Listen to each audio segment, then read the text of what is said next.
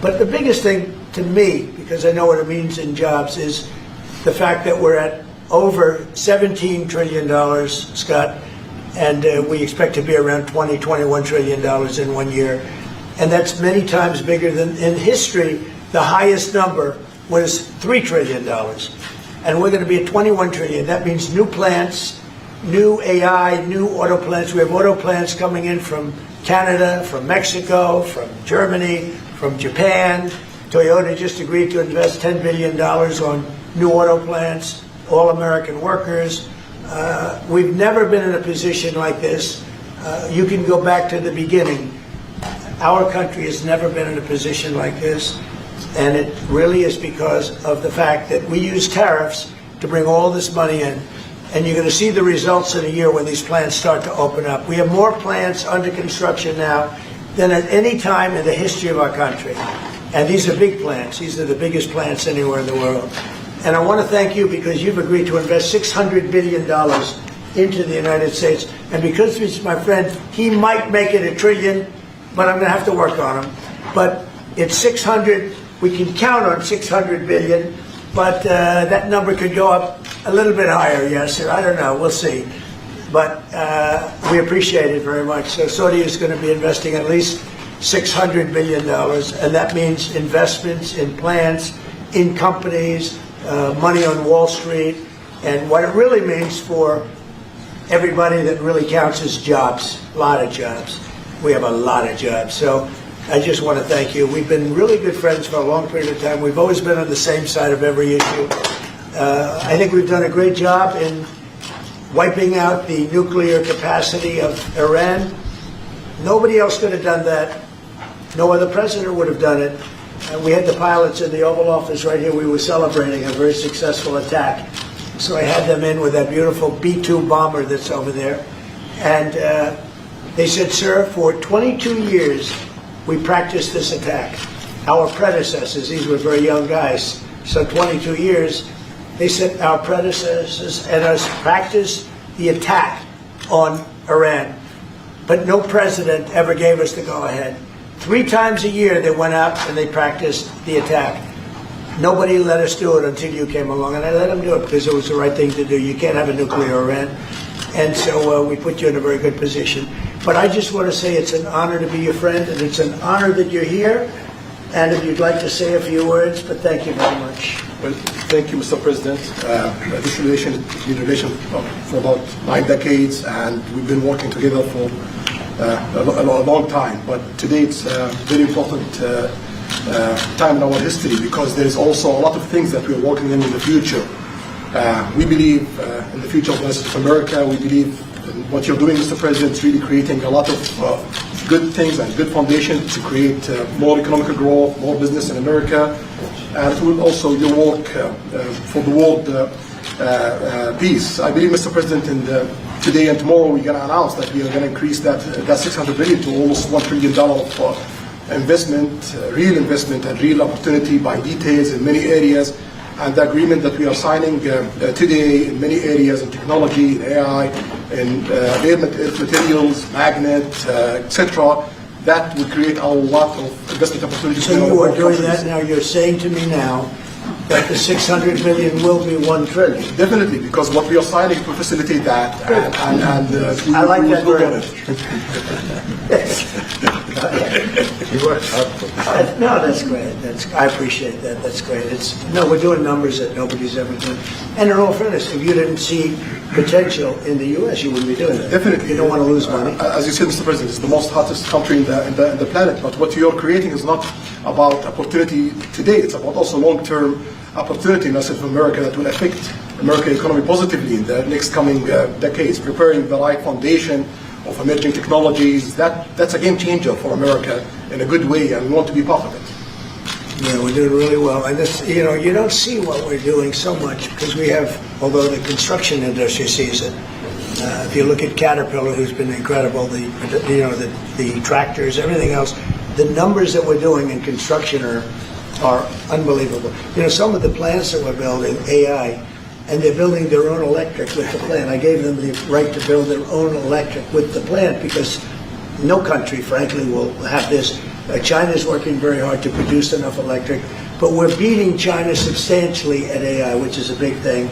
And we had a great meeting 2 weeks ago with President Xi, but on AI, we're doing well. And I have a man, David Rommel. Yes, sir. David, could you say a few words about what you're seeing on the job front and all of the some of the assets, and also how we've been helped by the Saudis in terms of the kind of investment they've made? Please. Yeah, most certainly. Thank you for the opportunity.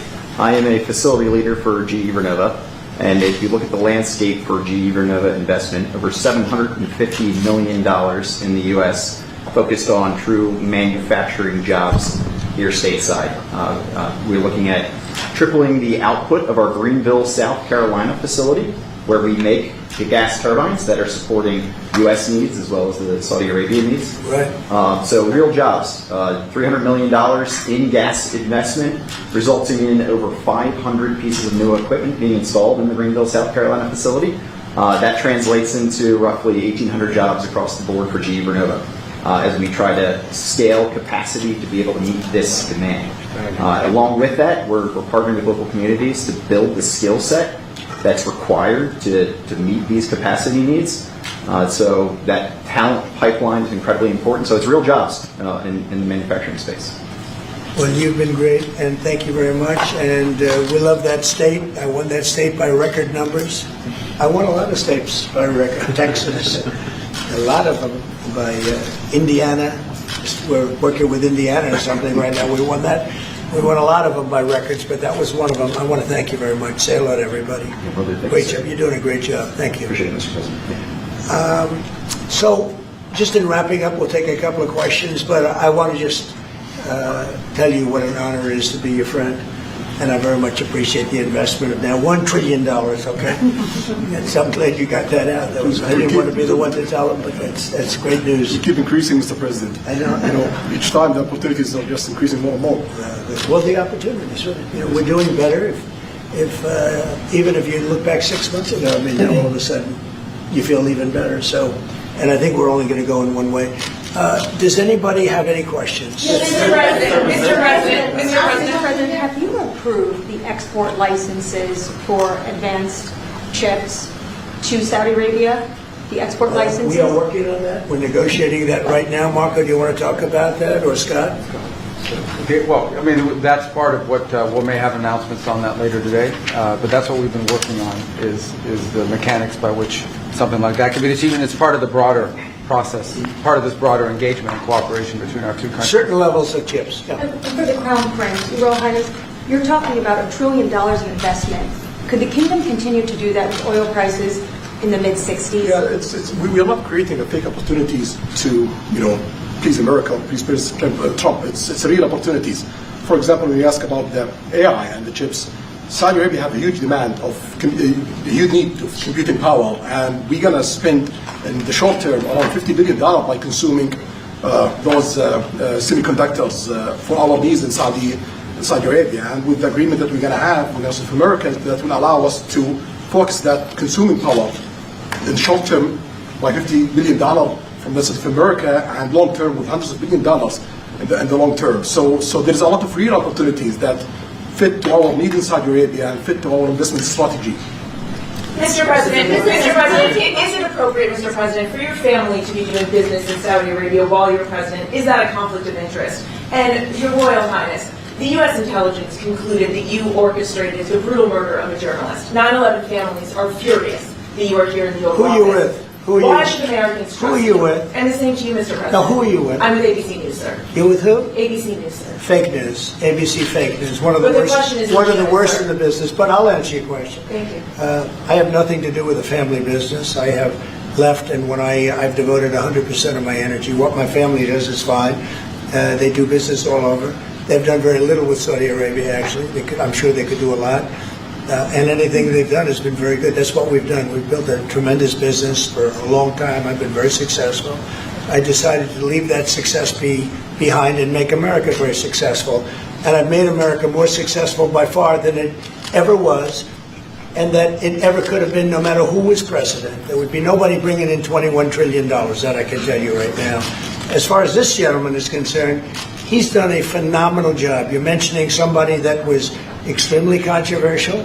A lot of people didn't like that gentleman that you're talking about. Whether you like him or didn't like him, things happen. But he knew nothing about it, and we can leave it at that. You don't have to embarrass our guest by asking a question like that. Just yes, Mr. President, you allow me to answer. You know, I feel painful about, you know, the families of 9/11 in America, but, you know, we have to focus on reality. Reality based on CIA documents and based on a lot of documents that Osama bin Laden, he used Saudi people at that event for one main purpose, is to destroy this relation, to destroy the American-Saudi relation. That's the purpose of 9/11. So whoever buying that means they are helping Osama bin Laden's purpose of destroying this relation. He knows that strong relation between America and Saudi Arabia is bad for extremism, it's bad for terrorism. And we have to approve him wrong and to build our relation, continue developing our relation. It's critical in the safety of the world, it's critical against extremism and terrorism. About the journalists, it's really painful to hear, you know, anyone that been losing his life for, you know, no real purpose or nothing illegal way, and it's been painful for us in Saudi Arabia. We've did all the right steps of investigation, etc., in Saudi Arabia, and we've improved our system to be sure that nothing happened like that, and it's painful and it's a huge mistake, and we are doing our best that this doesn't happen again. Mr. President, Thank you, Mr. President. The Crown Prince has been instrumental in helping lifting the sanctions on Syria. That's true. Will there be any joint investment between the U.S. and Syria? And will you visit Damascus? Are you from Syria? No, but Where are you from? I'm from Palestine. Oh, making a lot of progress, huh? Very good. Well, they like me. The Palestinians like me. As well after you, sir. Palestinians are doing very well, actually. I think we're working very closely with a lot of people that make everybody happy, including Israel, the Palestinians, and everybody. It's very interesting. No, I think that I will tell you, the Crown Prince called me, and he specifically asked me if I would lift the sanctions on Syria, because he wants to see Syria make it. As you know, the leader of Syria was just here. We had a great meeting, and he's a strong guy, and I guess you need a strong person to run it.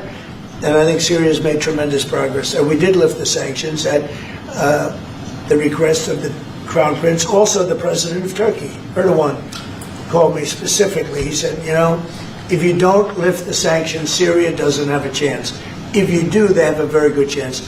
And between the two of them and some others, I lifted the sanctions.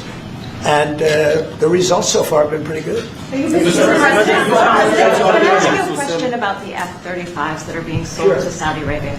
Are these the same ones that are being used by the Israeli military? And if so, how does that allow for the qualitative military edge for Israel? And then I want to ask you, because you brought up the plight of the Palestinians, are you aware of relocation flights to South Africa that are taking place right now? Which flights? There are relocation flights that are taking place. Some Palestinians are being charged up to $2,000 I'm not going a to seat. South Africa for the G20 because I think their policies on the extermination of people are unacceptable. So I'm not going, so I won't refer to anything having to do with South Africa. South Africa has behaved extremely badly. But I will say that when you look at the F-35 and you're asking me, is it the same? I think it's going to be pretty similar. How will that This affect- is a great ally, and Israel's a great ally. And I know they'd like you to get planes of reduced caliber. I don't think that makes you too happy. They've been a great ally. Israel's been a great ally. And we're looking at that exactly right now. But as far as I'm concerned, I think they are both at a level where they should get top of the line. Yes, please. Can I just ask for the Crown Prince, if I could just ask about the direct talks between U.S. It's all right. Steve, one second. Go ahead. Have you reached an agreement on a U.S.-Saudi defense treaty today?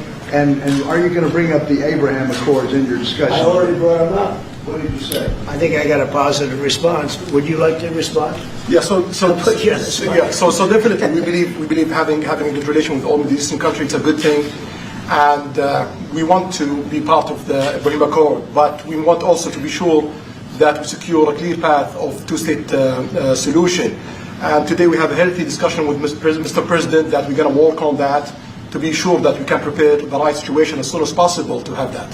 I think we're, I don't want to use the word commitment, but we've had a very good talk on the Abraham Accords. We talked about one state, two state. We talked about a lot of things in a short period of time. We'll be discussing it further too.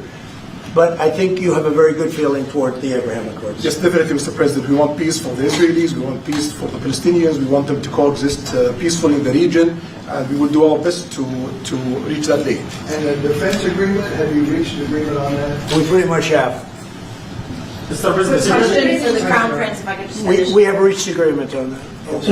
I wanted to ask you about the direct talks between the United States and Iran. Have you been fully briefed on that, and are you concerned at all about how this might impact Saudi security interests? When we are close ally, we'll be working closely together on that issue, and we will do our best to help to reach a deal between the rest of America and Iran. And we believe it's good for Iran's future to have a good deal that will satisfy the region and the world and the rest of America. So we will do our best to see that day happen. And by the way, Iran does want to make a deal. I can say I think they very badly want to make a deal. I am totally open to it. And we're talking to them, and we start a process. But it would be a nice thing to have a deal with Iran, and we could have done it before the war, but that didn't work out.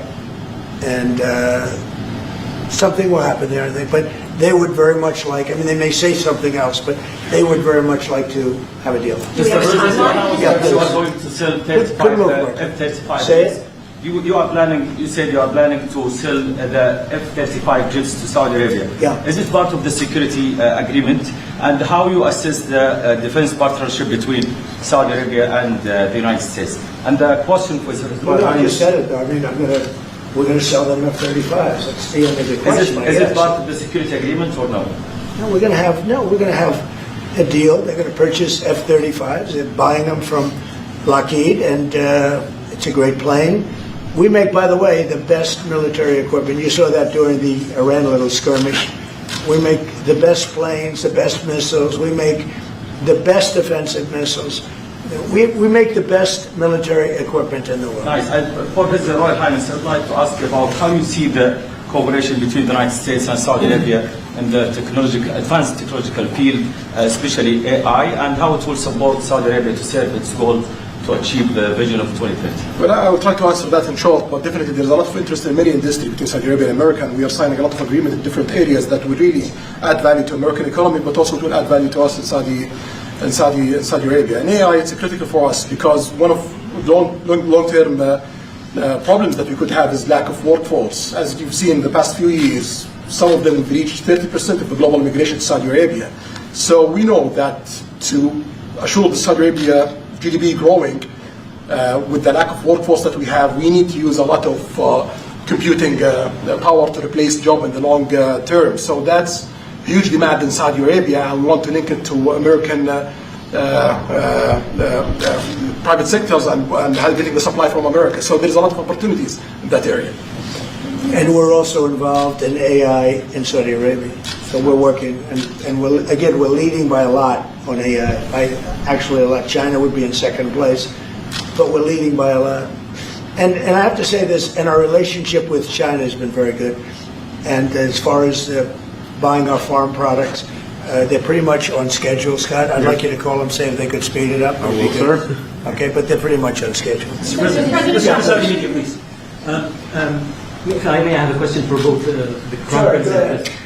Who are you? I'm Faisal Abbas from Arab News, Saudi Arabia, Your Excellency. You should be a friendly question. Your Royal Highness, just picking up on something you just mentioned about how some people try to destroy the relationship between Saudi Arabia and the United States. Perhaps, since the launch of the vision, we've been used to having the bigger picture and that everything fits into the bigger picture.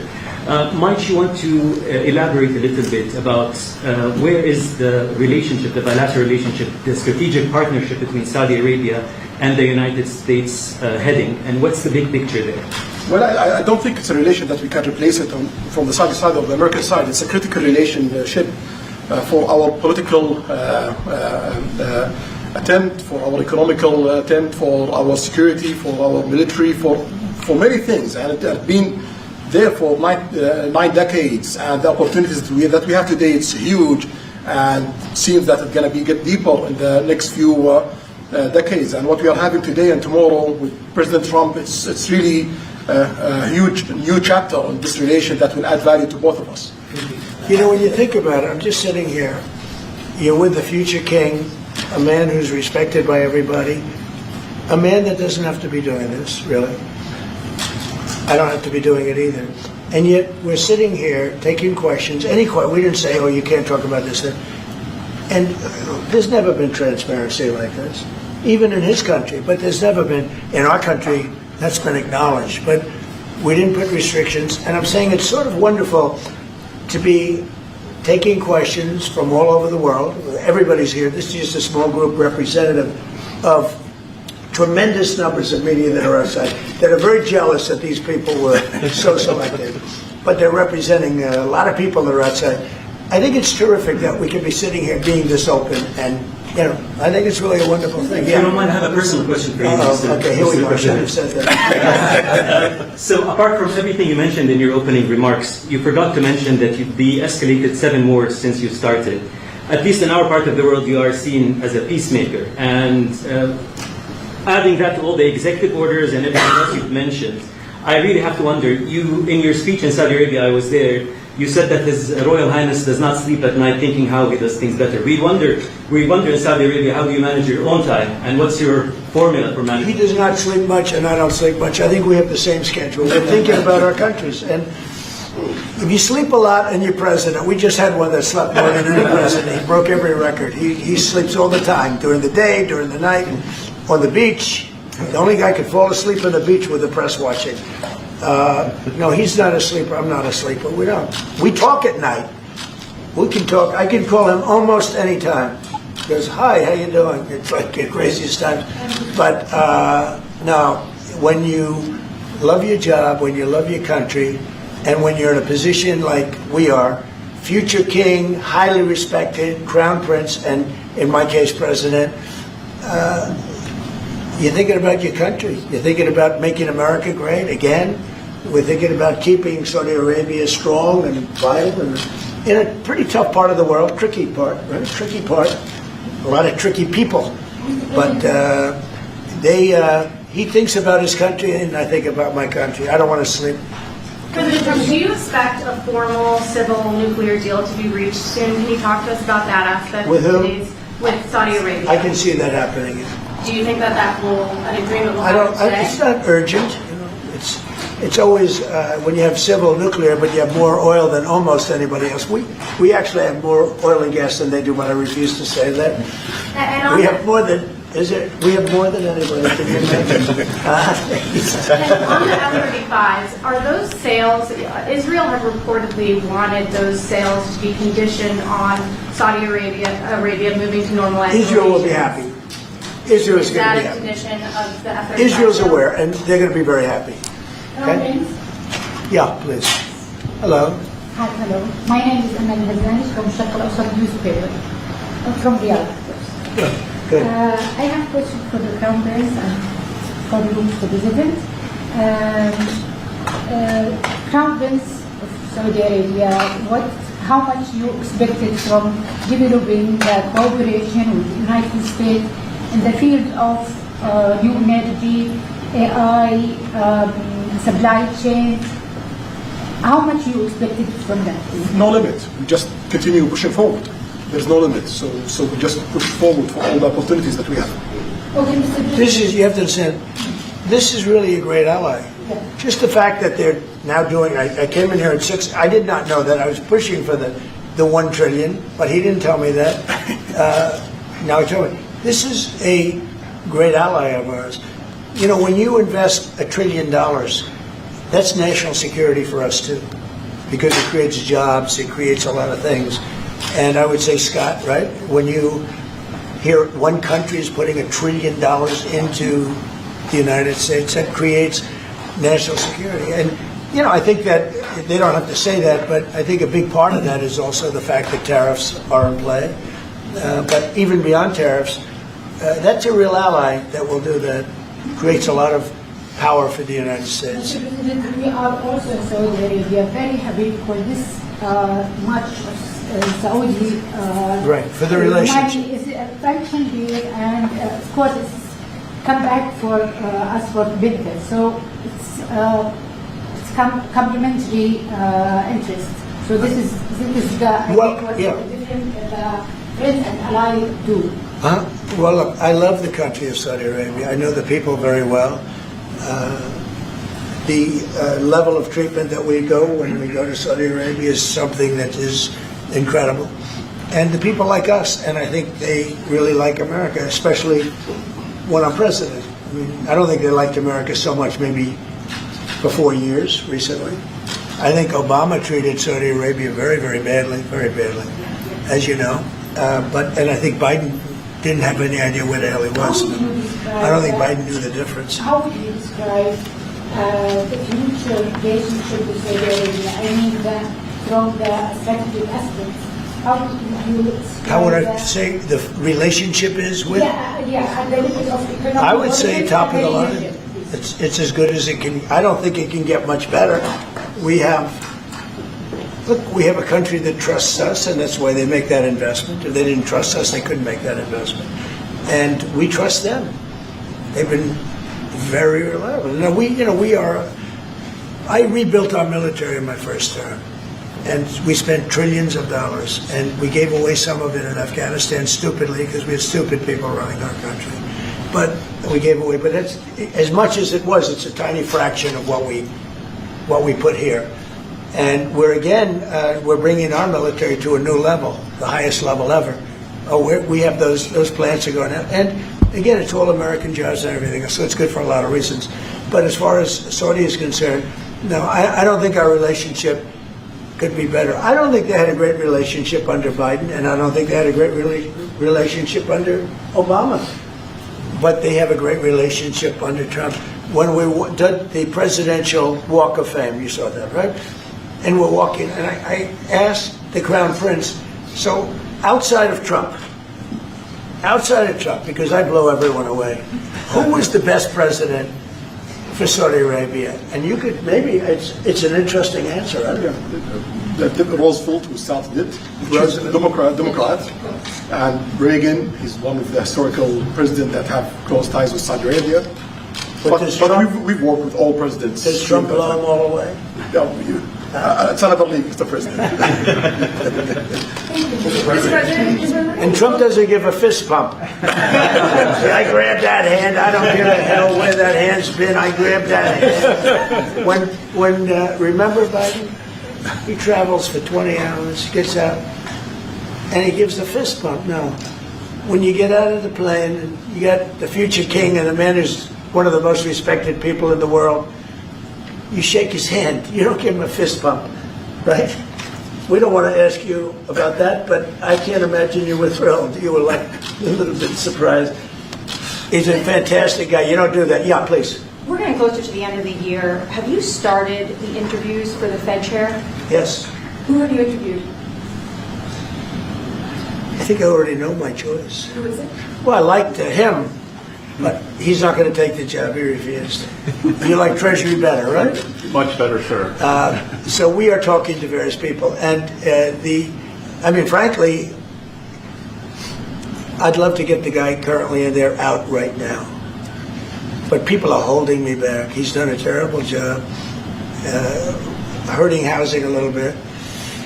The truth is, we've been so successful, we've blown past his interest rate stupidity. He's been wrong.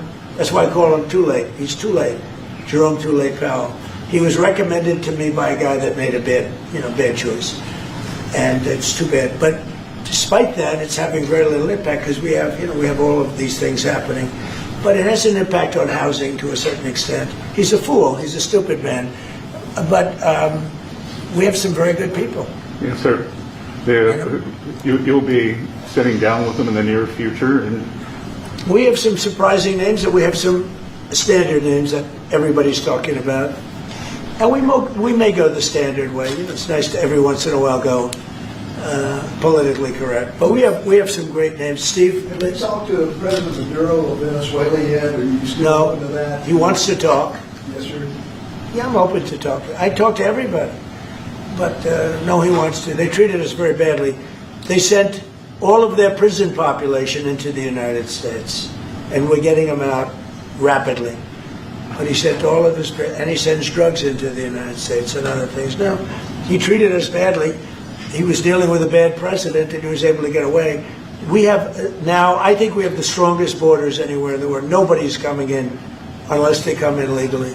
You know, we've taken very weak borders where millions of people came in. For the last 6 months, I mean, I don't do these reports. They say 0 people have been able to come in. Is that pretty good? Mr. I don't know if that President, number's right, but it's pretty Mr. President, why wait for Congress to release the Epstein files? Why not just do it now? You know, it's not the question that I mind, it's your attitude. I think you are a terrible reporter. It's the way you ask these questions. You start off with a man who's highly respected, asking him a horrible, insubordinate, and just a terrible question. And you could even ask that same exact question nicely. You're all psyched up. Somebody psyched you over at ABC. They're going to psych it. You're a terrible person and a terrible reporter. As far as the Epstein files is, I have nothing to do with Jeffrey Epstein. I threw him out of my club many years ago because I thought he was a sick pervert. But I guess I turned out to be right. But you know who does have? Bill Clinton, Larry Summers, who ran Harvard, was with him every single night, every single weekend. They lived together. They went to his island many times. I never did. Andrew Weissman, I hear. All these guys were friends of his. You don't even talk about those people. You just keep going on the Epstein files. And what the Epstein is a Democrat hoax to try and get me not to be able to talk about the $21 trillion that I talked about today. It's a hoax. Now, I just got a little report, and I put it in my pocket, of all the money that he's given to Democrats.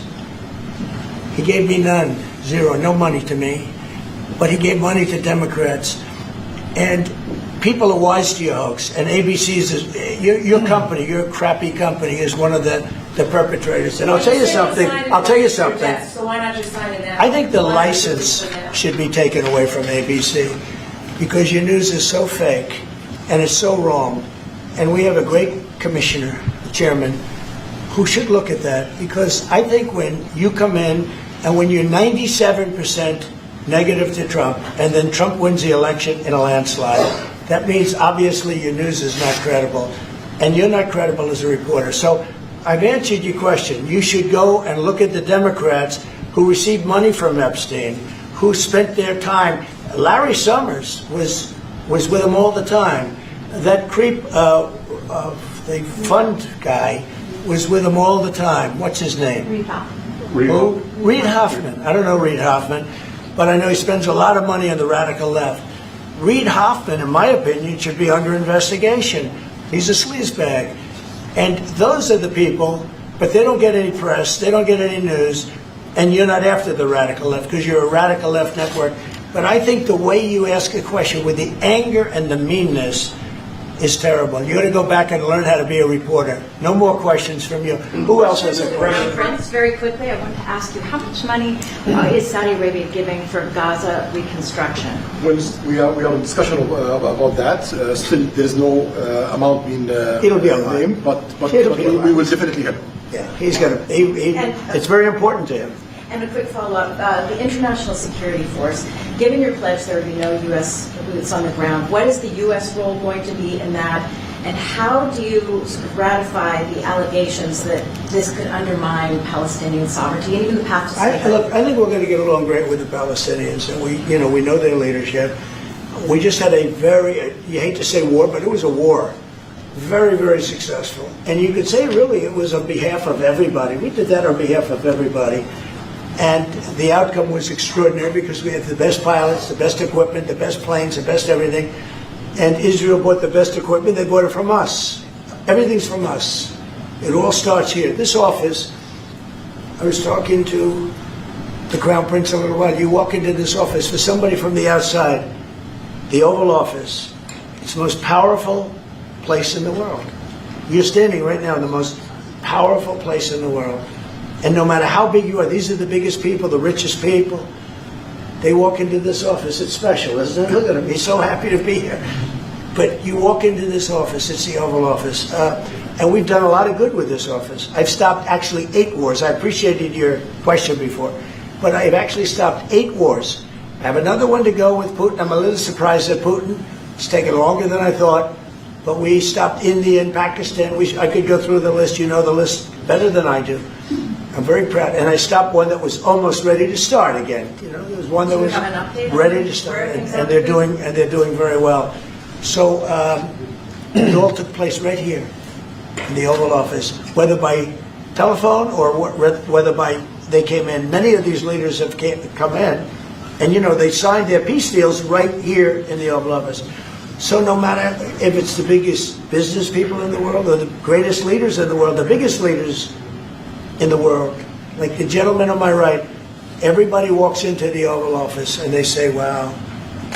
And now, by the way, the Oval Office is in the kind of condition that it should be in. Whether you look at the walk or the marble floors or anything down the road, we're fixing the White House and we're building one of the greatest ballrooms ever to be built. You know, we have an event tonight and we're going to have about 118 people because we have a very small room.